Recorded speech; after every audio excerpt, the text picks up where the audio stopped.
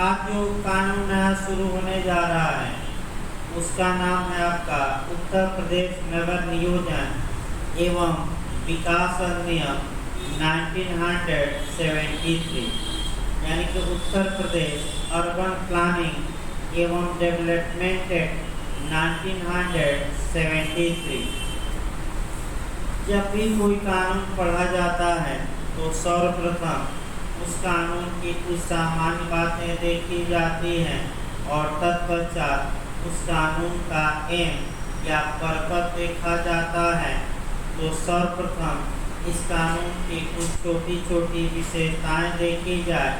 ये जो कानून है ये आपका मुख्य रूप से केवल उत्तर प्रदेश में लागू है, यानी कि यह एक आपका लेक्स लोसी विधि है या लोकल लॉ। लोकल लॉ का मतलब हुआ स्थानीय विधि, यानी कि यह कानून केवल आपका ये उत्तर प्रदेश में लागू। यानी कि पहला नियम ये जानना है कि यह जो कानून है वह केवल और केवल उत्तर प्रदेश में ही लागू। दूसरा नियम ये जानना है आपका कि इस कानून में आपका देखना है कि कुल कितने चैप्टर हैं, कुल कितने आपकी धाराएं हैं और आपका इस कानून का निर्माण कब हुआ और कब इन्फोर्स हुआ। जहाँ तक इस कानून की बात है, इस कानून में जो अध्याय हैं वह भी आजकल पूछा जा रहा है। तो कुल 8 चैप्टर हैं, यानी कि इस कानून में कुल 8 अध्याय हैं और इन 8 अध्यायों में इस कानून में कुल आपका 8 अध्याय हैं और इन 8 आपका कह सकते हैं कि जो अध्याय हैं उसमें टोटल 60 धाराएं हैं, यानी कि 60 धाराएं हैं। तो आजकल ये भी फ्री में पूछ लिया जा रहा है कितने अध्याय, तो आपका जवाब रहेगा 8 और कितने सेक्शन हैं, तो आपका जवाब रहेगा 7। इसके बाद जो आपका पूछा जाता है वह निर्माण की तिथि पूछा जा सकता है और इन्फोर्समेंट डेट, यानी कि इस कानून का निर्माण आपका कब किया गया ये देखना है। तो जहाँ तक निर्माण की डेट है आपका, चूँकि यह कानून एक लोकल लॉ है, यानी कि स्थानीय विधि है और केवल उत्तर प्रदेश में लागू है, तो आइए इसका निर्माण देखा जाए। जहाँ तक इस कानून के निर्माण की बात है, स्पष्ट लिखा गया है कि भारत के राष्ट्रपति ने 2 सितंबर 1973 ईस्वी को अपनी एसेंट इस पर प्रदान की और उत्तर प्रदेश गजट में, यानी कि उत्तर प्रदेश के राजपत्र में 2 सितंबर 1973 को ही इसे नोटिफाइड कर दिया गया, प्रकाशित कर दिया गया। अब यहाँ आपको ये समझना थोड़ा, यानी कि सतर्क होकर कि कानून आपका ये लोकल लॉ है और ये दे रहा है कि भारत के प्रेसिडेंट ने इस पर अपनी एसेंट प्रदान। तो इस नियम को भी आपको जानना है कि क्या किसी लोकल लॉ पर भारत का राष्ट्रपति भी एसेंट प्रदान करता है। तो पहले इस बात को देखा है। देखिए, किसी भी राज्य में कानून कैसे बनता है ये समझिए। सर्वप्रथम एक विधेयक पेश होता है, विधानसभा में विधानसभा पास करती है। अगर विधान परिषद है तो विधान परिषद में भेजा जाता है, विधान परिषद पास करती है। फिर एसेंट के लिए अनुच्छेद 200 के तहत संविधान के राज्य के राज्यपाल को भेजा जाता है और राज्य का राज्यपाल अनुच्छेद 200 के तहत अपनी एसेंट प्रदान करता है। ये राज्य के कानून के निर्माण का सामान्य तरीका है। लेकिन अनुच्छेद 200 में ही कुछ ऐसी कंडीशन दी गई है जहाँ की राज्य का राज्यपाल स्वतः एसेंट या अनुमति प्रदान न करके उन विधेयकों को भारत के राष्ट्रपति के लिए रिजर्व करता है। तो आपका 2 क्वेश्चन यहाँ जे में भी बनता है कि राज्य का राज्यपाल किस अनुच्छेद के तहत किसी विधेयक पर अपनी एसेंट देता है। तो आर्टिकल 200 फिर क्वेश्चन बनता है कि किसी राज्य का राज्यपाल इस अनुच्छेद के तहत भारत के राष्ट्रपति की अनुमति के लिए विधेयक को रिजर्व या आरक्षित करता है। तो अनुच्छेद 200 मारेंगे और आरक्षित विधेयकों पर भारत का राष्ट्रपति इस आर्टिकल के तहत अनुमति प्रदान करता है। तो वह एक आर्टिकल आगे बढ़ेंगे, कौन सा है? 201। ये क्वेश्चन आपका आ चुका है विशेष में, IAS में, GS में भी आपका संविधान में अच्छा क्वेश्चन होता है। फिर इस कानून पर बैक हो जाइए। अर्थात जब ये कानून राज्य विधानमंडल द्वारा पास किया गया उत्तर प्रदेश के अनुच्छेद 200 के तहत भारत के राज्य के राज्यपाल को भेजा गया। तो राज्यपाल ने अनुच्छेद 200 के तहत आरक्षित करके राष्ट्रपति को भेजा और भारत के राष्ट्रपति ने अनुच्छेद 201 के तहत इस कानून पर अपनी अनुमति प्रदान, ये नियम अनुच्छेद 201। इस प्रकार निर्माण की तिथि पूछे तो 2 सितंबर 1973 हुई। इसके बाद आपका इस कानून में हमें पढ़ना क्या है, इस कानून का उद्देश्य क्या है, ये पहले देखा जाता है। यानी कि पूरे कानून को शॉर्टकट में मथा जाता है। ये कानून मुख्य रूप से इसलिए बनाया गया कि जो शहरी क्षेत्र हैं उनका सुव्यवस्थित रूप से विकास हो सके। अर्थात शहरों में आपका जो विकास हो वह सुव्यवस्थित ढंग से हो। अर्थात यदि शहर में कोई व्यक्ति अपना मकान बनाना भी चाहता है तो ऐसी दशा में अपने मन का मॉडल नहीं बना सकता, इसके लिए प्राधिकारी की अनुमति लेनी पड़े। यानी कि इसका मतलब ये हुआ कि शहर में भवनों का निर्माण किस प्रकार किया जाए ताकि शहर का विकास अच्छे ढंग से हो, नाली निकले अच्छे ढंग से, सीवर लाइन निकले, सड़क निकले, प्रकाश की व्यवस्था हो, रोड पर आने जाने वालों को सुविधा हो और आपका मकान हवादार बने और आपका इत्यादि बातों को लेते हुए ये कानून बनाया गया है। लेकिन दुर्भाग्य कहिए कि कानून तो बना है लेकिन पालन कम ही होता है, ये भी एक समस्या है। इस कानून की आड़ लेकर लोग अवैध रूप से बिना नक्शा पास कराए हुए मकान शहर में बना लेते हैं और कोई पूछने वाला नहीं है। तो ये कानून भ्रष्टाचार को चरम पर भी करता है, क्योंकि भ्रष्टाचारियों का स्वर्ग भी कहिए और खूब पैसा लूट खसोट कर अनुमति दे दी जाती है और नक्शा पास कराने में भी आपका कह सकते हैं कि घूस लिया जाता है, तब नक्शा पास हो पाता है। यानी कि तमाम समस्याएं हैं। जो मकान बिना नक्शा पास किए हुए बन गए हैं, अब नियमतः ये नियम है कि उन्हें सरकार तोड़ दे, लेकिन तोड़ती कब है? जब वह अपराधी बन जाता है या सरकार का विरोधी होता है, तब तुरंत टूट जाता है। और ऐसे हजारों मकान हैं जो अवैध रूप से बिना नक्शा पास किए बने हैं और कोई पूछने वाला नहीं। तो शहरों का सुव्यवस्थित ढंग से विकास हो, इसके लिए आपका ये राज्य सरकार और सूचना द्वारा आपका विकास माने क्षेत्र घोषित करती हैं, डेवलपमेंट एरिया घोषित करती हैं।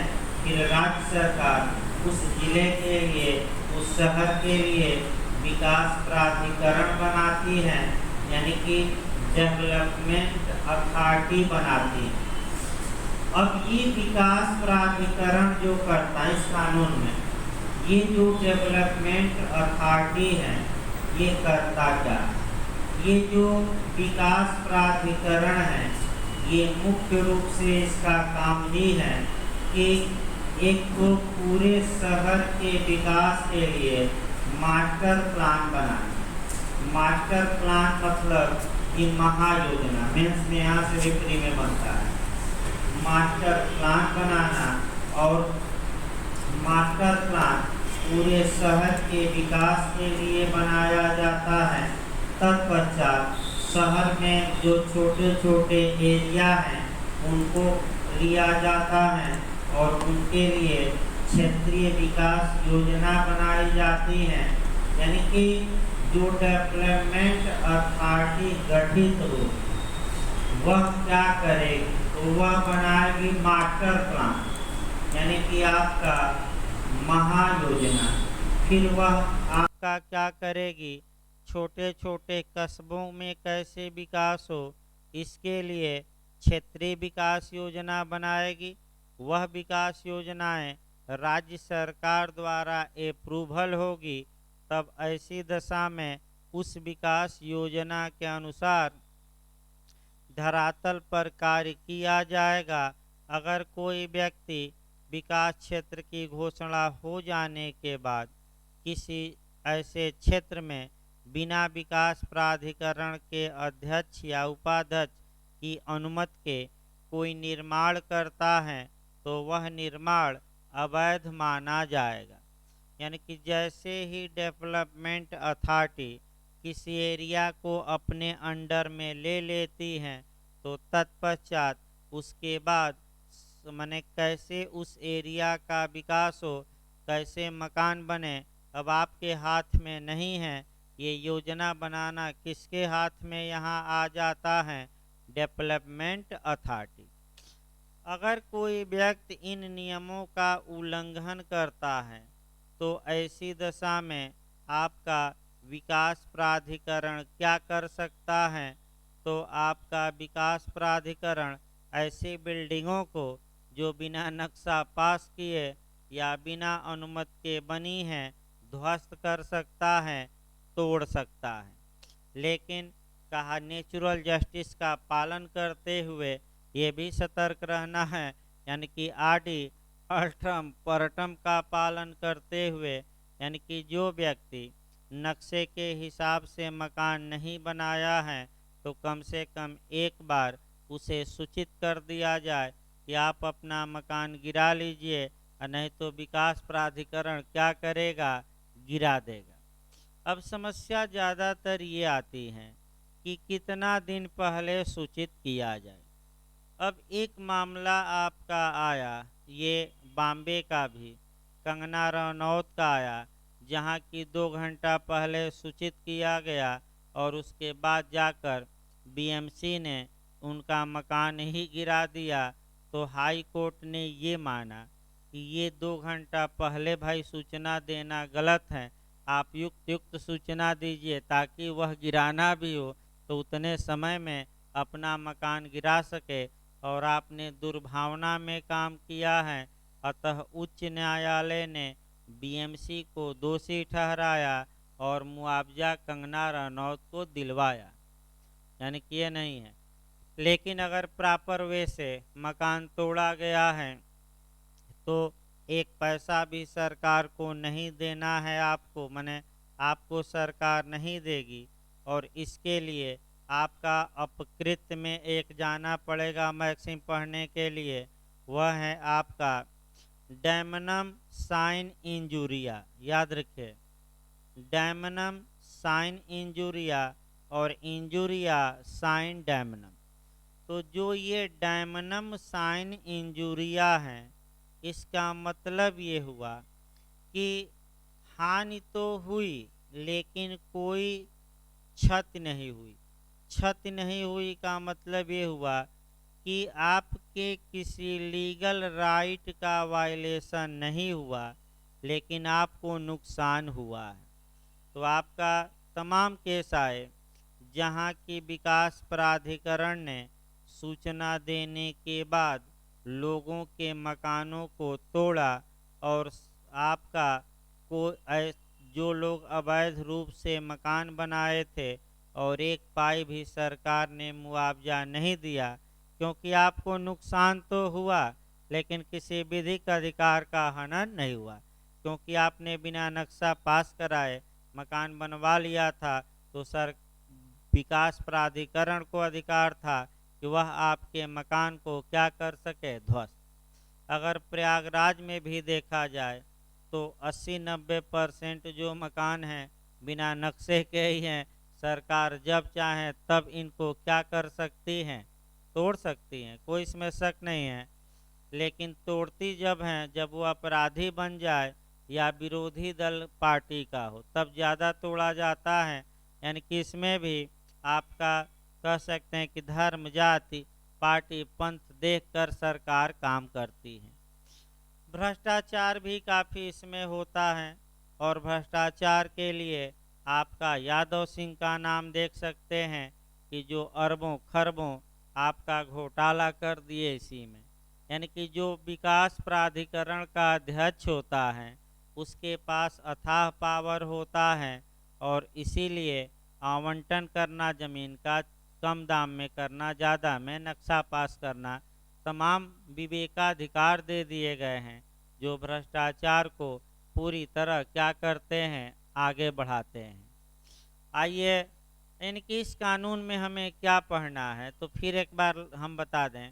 विकास प्राधिकरण बनेगा, विकास प्राधिकरण योजना बनाएगा, उस योजना के अनुसार शहर का या क्षेत्र का विकास होगा और कोई व्यक्ति उस योजना से भिन्न तरीके से कार्य करता है तो नोटिस देकर उसके निर्माण को क्या किया जाएगा, गिरा दिया जाएगा और कुछ प्रतिकर भी उससे या जुर्माना वसूला जाएगा। यही इस कानून का मुख्य आपका सिद्धांत है।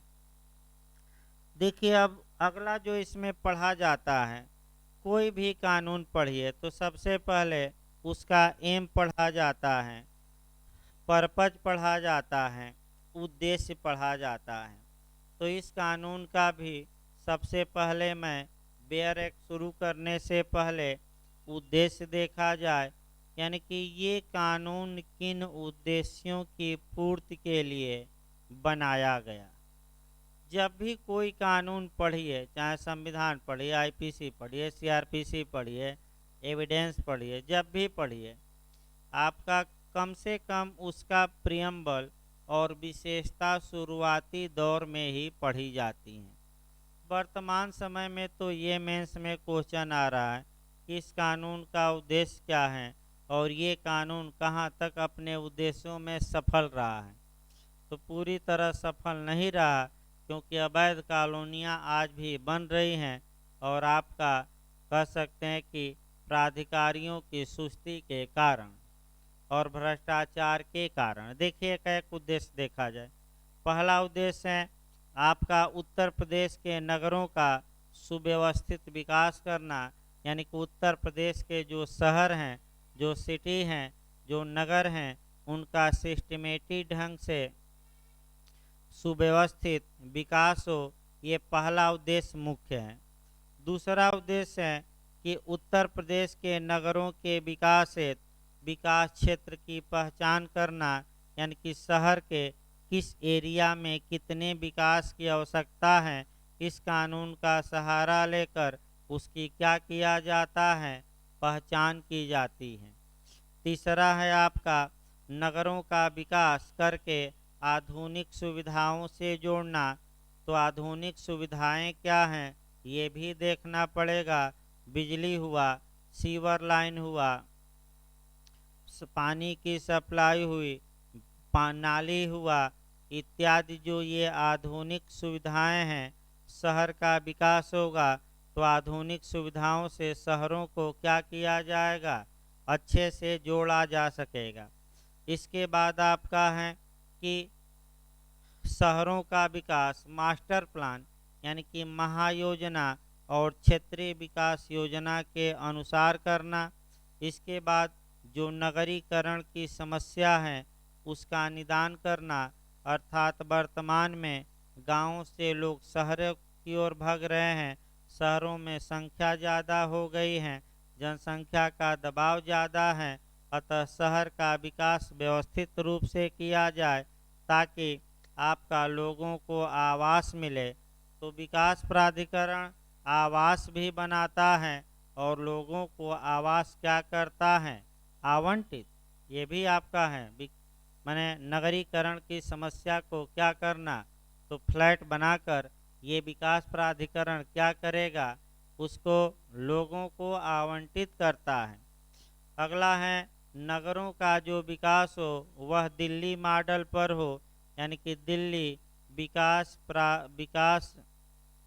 प्राधिकरण जिस प्रकार दिल्ली का सुव्यवस्थित ढंग से विकास किया है उसी प्रकार उत्तर प्रदेश में भी शहरों का विकास हो। इसके बाद आपका नगरों का विकास कर वहाँ के लोगों को प्रोत्साहित करना, यानी कि नगर का विकास होगा तो नए नए उद्योग धंधे लगेंगे, लोगों को रोजगार मिलेगा। इसके लिए उन्हें क्या किया जाए, प्रोत्साहित किया जाए। और अंतिम आपका है कि नगरों में अच्छी व्यवस्था की जाए ताकि उन्हें जो इस समय चल रही है योजना स्मार्ट सिटी के रूप में कन्वर्ट किया जा सके। यानी कि स्मार्ट सिटी का मतलब कि आपका पानी की व्यवस्था, स्वच्छता की व्यवस्था, बिजली की व्यवस्था, हर एक जगह सीसीटीवी कैमरे, नाली की व्यवस्था, सीवर की अच्छी व्यवस्था हो, पेयजल की अच्छी व्यवस्था हो, उद्योग धंधों को भी आपका प्रश्रय मिले स्मार्ट, और शहर में जो मकान दिखे वो चमकता हुआ दिखे। जैसे कि प्रयागराज में भी जब कुंभ आ जाता है तो कभी काल सरकार रोड के किनारे लोगों से ये कहती हैं कि आप अपने मकान को इस कलर से पेंट करवाइए, यानी कि अपने मनपसंद के आप अपने मकान में रंग भी नहीं लगा सकते बिना विकास प्राधिकरण की अनुमति के। तो कई शहरों में आप देखेंगे कि एक ही कलर के मकान हैं, जैसे जयपुर इत्यादि, और कलर चेंज नहीं है। तो अगर सरकार चाहें तो कभी काल आपका कुंभ इत्यादि में ये प्रावधान मिलता है तो सरकार मकान एक जैसा, रंग एक जैसा, मॉडल एक जैसा विकास प्राधिकरण कर सकता है। तो इस प्रकार जो सामान्य बातें थी, कानून का निर्माण करा दिया गया, एम बता दिया गया। अब अगले लेक्चर में आपका सेक्शन वाइज शुरू हो जाएगा और प्रयास किया जाएगा कि 10-12 दिन में इसे समाप्त कर दिया जाए। धन्यवाद।